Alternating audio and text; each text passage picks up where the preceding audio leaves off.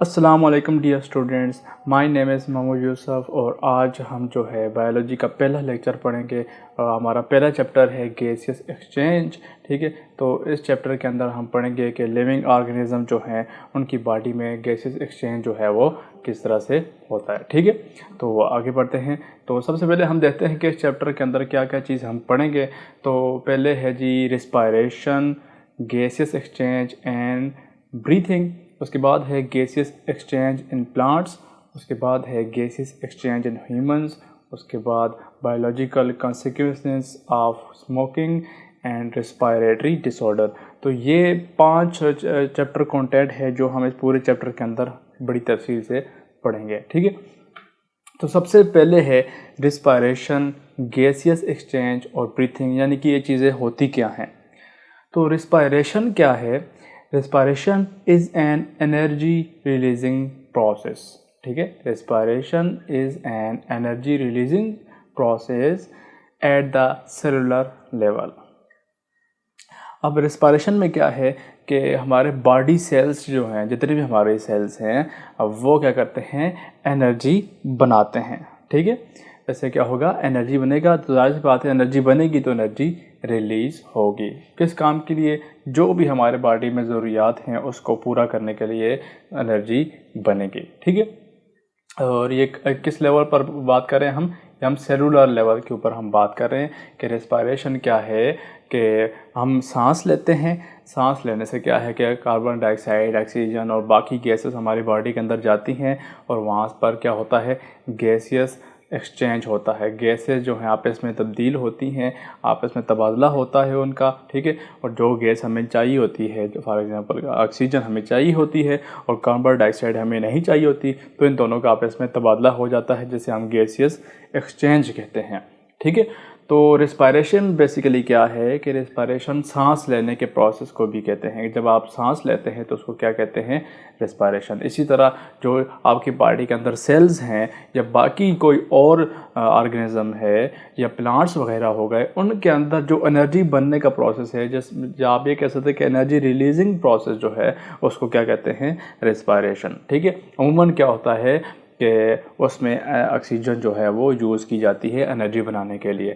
जो वो प्रोसेस जिसमें एनर्जी यूज़ की जाती है उसको एरोबिक रिस्पायरेशन कहते हैं, और जो प्रोसेस जो एनर्जी बनने का प्रोसेस है ऑक्सीजन के बिना होता है उसको हम क्या कहते हैं, एनएरोबिक रिस्पायरेशन। ठीक है, तो रिस्पायरेशन की बेसिकली 2 टाइप्स आ गई, एक है एरोबिक रिस्पायरेशन और दूसरी है एनएरोबिक रिस्पायरेशन। ठीक है, तो बेसिकली इस चैप्टर के अंदर हम जो है मेनली एरोबिक रिस्पायरेशन पढ़ेंगे, यानी कि ऑक्सीजन की मौजूदगी में जो रिस्पायरेशन होती है उसको स्टडी करेंगे। ठीक है, उसके बाद है गैसियस एक्सचेंज। अब गैसियस एक्सचेंज क्या होता है कि फॉर एग्जाम्पल आप अपनी बॉडी को लेते हैं तो उसमें क्या है कि आप सांस लेते हैं। ठीक है, एक तो आप खाना खाते हैं, उसको हम थोड़ा साइड पे कर लेते हैं। ज़िंदा रहने के लिए आप 2 काम करते हैं, एक खाना खाते हैं और दूसरा क्या है, आप सांस लेते हैं। ठीक है, तो सांस लेने के प्रोसेस में क्या होता है कि आप बाहर से सांस लेते हैं, सांस के अंदर क्या है जी, गैसेस मौजूद होती हैं, डिफरेंट काइंड ऑफ गैसेस जो हैं वो मौजूद होती हैं, और आपको जो ज़रूरत है वो कौन सी है, ऑक्सीजन है। ठीक है, ऑक्सीजन क्या करेगी, एनर्जी बनाएगी। ठीक है, तो आपको कौन सी चीज़ ज़रूरत है गैसेस में, ऑक्सीजन जो है वो ज़रूरत है, और इसके बदले में आप अपनी बॉडी से जो है कौन सी गैस रिलीज़ करेंगे, कार्बन डाइऑक्साइड जो है उसको रिलीज़ करेंगे। तो जो आप नई सांस लेंगे उससे ऑक्सीजन जो है आपकी बॉडी में आ जाएगी, और कार्बन डाइऑक्साइड जो आपकी बॉडी में है वो उस गैसेस में चली जाएगी, और जब आप एक्सहेल करेंगे, अपने सांस को बाहर निकालेंगे, तो उसमें कार्बन डाइऑक्साइड ज़्यादा होगी और ऑक्सीजन कम होगी, क्योंकि आपकी बॉडी ने उस ऑक्सीजन को अपनी बॉडी में डिज़ोल्व कर लिया है। ठीक है, तो इस प्रोसेस को, यानी कि अदला बदला जो हो रहा है ऑक्सीजन और कार्बन डाइऑक्साइड का, इसको कहते हैं गैसियस एक्सचेंज। ये तकरीबन हर लिविंग ऑर्गेनिज्म के अंदर जो है यही प्रोसेस होता है। ठीक है, अब आगे बढ़ते हैं, थोड़ा बड़े लेवल के ऊपर जाते हैं, तो हम बात करते हैं ब्रीथिंग की। ठीक है, दो हमने डेफिनेशन पढ़ ली, रेस्पिरेशन क्या होती है और गैसेस एक्सचेंज भी हमने पढ़ ली। अब हम पढ़ते हैं ब्रीथिंग। तो ब्रीथिंग सिंपली मतलब है कि सांस लेने का जो प्रोसेस है। आप सांस लेने में क्या होता है, breathing is a physical process in which animal move air into and out of their body. जो हवा है उसको अपनी बॉडी में लेकर जाते हैं, फिर उसको बाहर निकालते हैं। ये सिंपल प्रोसेस जो है, सिर्फ ऊपर से हम जो पढ़ते हैं इसको क्या कहते हैं, ब्रीथिंग कहते हैं। यानी कि सांस लेने का प्रोसेस जो है इसको इंग्लिश में क्या कहते हैं, ब्रीथिंग कहते हैं, जिसमें आप बाहर की हवा को अपने फेफड़ों में लेकर जाते हैं और फिर उसको बाहर निकाल देते हैं। इसको सिंपली क्या कहते हैं, ब्रीथिंग कहते हैं। ठीक है, तो सबसे पहले हम पढ़ते हैं गैसियस एक्सचेंज इन प्लांट्स, के प्लांट्स के अंदर ये गैसेस किस तरह से एक्सचेंज होती हैं। ठीक है, तो हम पहले क्या करते हैं कि पूरा जो हमारे पास 24 आवर्स होते हैं एक दिन के अंदर, ठीक है, हमारे पास दिन का साइकिल कितना होता है, 24 घंटों का होता है। तो हम इसको दो हिस्सों में डिवाइड करते हैं, एक क्या है डे है और दूसरा क्या है नाइट है। ठीक है, एक डे और दूसरा नाइट टाइम आ गया। ठीक है, अच्छा, तो अब क्या है कि डे टाइम में प्लांट्स के अंदर फोटोसिंथेसिस का प्रोसेस होता है। फोटोसिंथेसिस का प्रोसेस क्या है कि प्लांट्स जो हैं सूरज की रोशनी की मदद से अपनी खुराक खुद बनाते हैं। ठीक है, सूरज की रोशनी आकर जो है पौधों के पत्तों के ऊपर, जो ग्रीन पत्ते होते हैं उनके ऊपर लगती है और बदले में क्या है वो अपनी खुराक खुद बनाते हैं। ठीक है, तो फोटोसिंथेसिस के प्रोसेस के लिए प्लांट्स जो हैं वो दिन को कार्बन डाइऑक्साइड यूज़ करते हैं और ऑक्सीजन निकालते हैं। ठीक है, वो क्या करते हैं, कार्बन डाइऑक्साइड को यूज़ करते हैं। तो कार्बन डाइऑक्साइड को यूज़ करेंगे और क्या करेंगे, फोटोसिंथेसिस के प्रोसेस से अपने लिए खुराक बनाएंगे। ठीक है, जो प्लांट्स का जो ग्रीन पोर्शन होता है, आपको जो अमूमन पत्ते नज़र आते हैं वो किस कलर के होते हैं, वो ग्रीन कलर के होते हैं। ठीक है, तो पत्ते ग्रीन कलर के क्यों होते हैं, क्योंकि उनके अंदर जो है क्लोरोफिल मौजूद होता है। क्लोरोफिल क्या प्रोसेस परफॉर्म करता है, फोटोसिंथेसिस का प्रोसेस परफॉर्म करता है। ठीक है, तो ये बात आपको समझ आ गई कि प्लांट्स जो है दिन के वक्त कार्बन डाइऑक्साइड को यूज़ करके फोटोसिंथेसिस के प्रोसेस से अपनी खुराक यानी कि ग्लूकोज बनाते हैं और ऑक्सीजन को as a by product release कर देते हैं। इसीलिए आपको कहा जाता है कि सुबह सुबह जाके जो है आप बागात वगैरह में घूमें तो आपको ताज़ी और ठंडी हवा मिलेगी। उसका मतलब क्या होता है कि उसमें ऑक्सीजन जो है वो काफ़ी ज़्यादा होगी। ठीक है, अब इसके उलट जो है हम देखते हैं नाइट टाइम।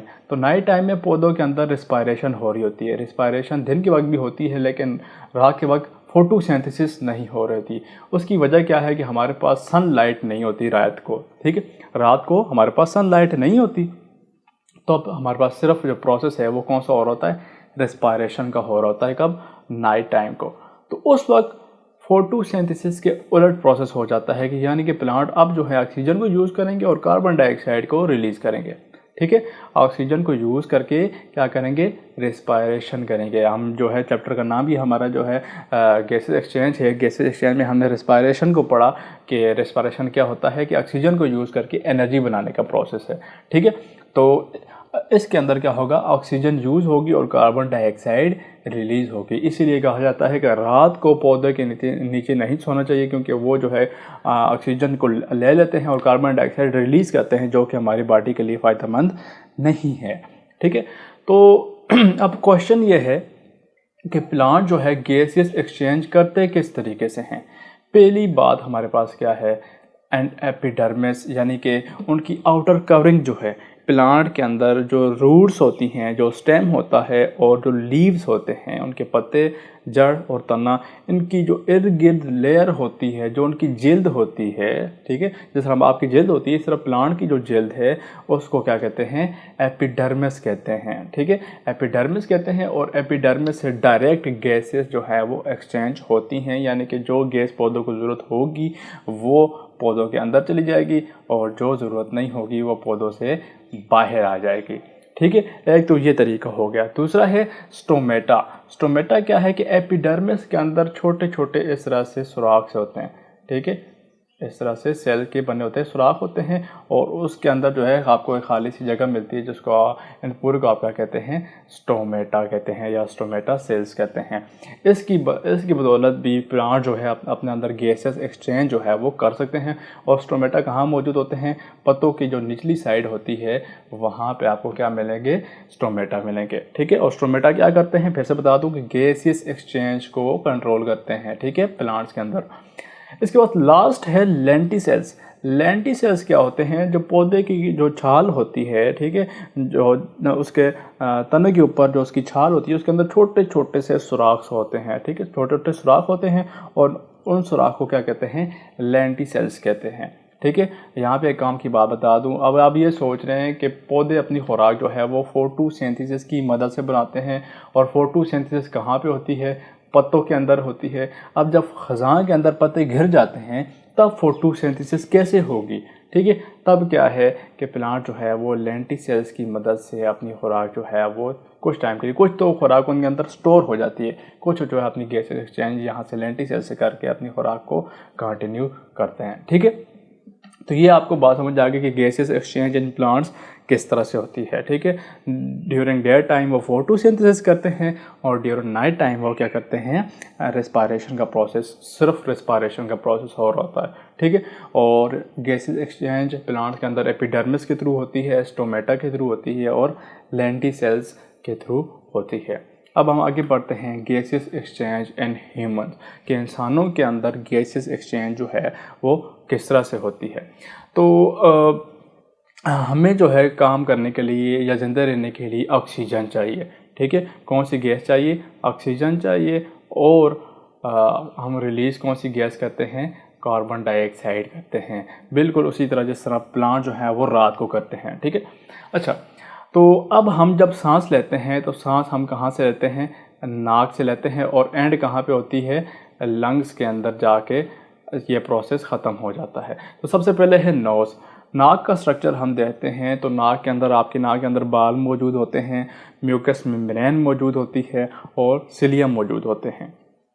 ठीक है, सिलिया क्या होते हैं, छोटे छोटे से दागे नुमा स्ट्रक्चर होते हैं जो कि बालों से कहीं छोटे होते हैं। ठीक है, म्यूकस मेम्ब्रेन जो है वो म्यूकस सिक्रिएट करती है, लिक्विड लाइट मटेरियल जो है वो सिक्रिएट करती है। जब बाहर से गैसेस आती हैं तब आपकी नाक के अंदर जाती हैं, जो बाल हैं नाक के अंदर वो डस्ट मटेरियल, पैथोजेंस वगैरह, जो हार्मफुल बैक्टीरिया वगैरह है उनको ट्रैप कर लेती है, उनको पकड़ लेते हैं। ठीक है, इसी तरह जो डस्ट मटेरियल है, जो सॉलिड पार्टिकल्स हवा के अंदर आते हैं उसको भी पकड़ लेते हैं। सीलिया का भी सेम यही फंक्शन है कि वो क्या करेंगे, डस्ट पार्टिकल, पैथोजेंस और बाकी जितना वो मटेरियल है जो आपके फेफड़ों के अंदर नहीं जाना चाहिए उसको ट्रैप कर लेंगे। ठीक है, और जब वो ट्रैप हो जाएंगे, फॉर एग्जाम्पल ये जो नेज़ल कैविटी है इसके अंदर ट्रैप हो जाएंगे तो इसको मूव करवा के फेरिंग्स के अंदर लेके जाएंगे और फिर वो आपके मुंह के थ्रू थूक के ज़रिए उसको बाहर निकाल दिया जाता है। ठीक है, तो नाक है, नाक के अंदर बाल आ गए, म्यूकस मेम्ब्रेन आ गई, सिलिया आ गए, और साथ में जो है ये चीज़ें और कहाँ मौजूद होती हैं, नेज़ल कैविटी के अंदर मौजूद होती हैं। नोज़ के स्ट्रक्चर के बाद हमारे पास आ जाते हैं जी फेरिंग्स। फेरिंग्स क्या है, नाक यानी कि नेज़ल कैविटी या ओरल कैविटी जो होती है ये वाली, यहाँ से लेकर लैरिंग्स के ऊपर वाला जो पोर्शन होता है इसको क्या कहते हैं, फेरिंग्स कहते हैं। ठीक है, यहाँ से लेकर यहाँ तक जो प्रोसेस जो रीजन है उसको क्या कहते हैं, फेरिंग्स कहते हैं। ठीक है, तो फेरिंग्स जो है डाइजेस्टिव सिस्टम और रेस्पिरेटरी सिस्टम दोनों के लिए जो है कॉमन पाथवे होता है। सांस भी फेरिंग्स के थ्रू आपकी बॉडी के अंदर जाती है, और जो आप खाते पीते हैं वो भी फेरिंग्स के थ्रू आपके डाइजेस्टिव सिस्टम के अंदर जाती है।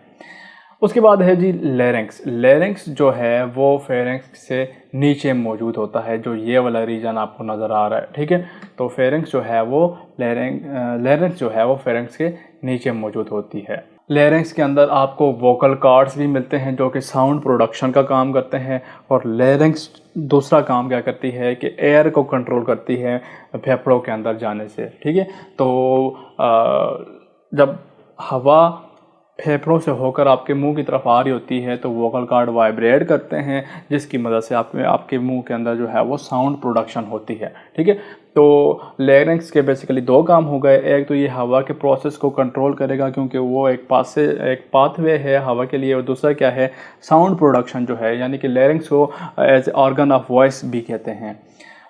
लैरिंक्स के बाद आपके पास आ जाती है जी ट्रैकिया।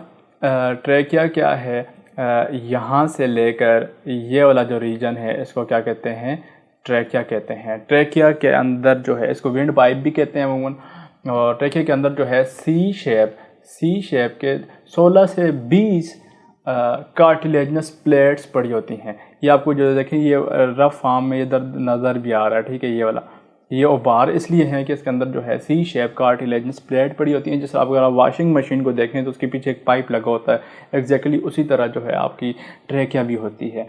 ट्रैकिया के अंदर भी म्यूकस वगैरह मौजूद होगा और सीलिया भी मौजूद होंगे डेफिनेटली, जो कि क्या करेंगे, हवा को मज़ीद फ़िल्टर करेंगे।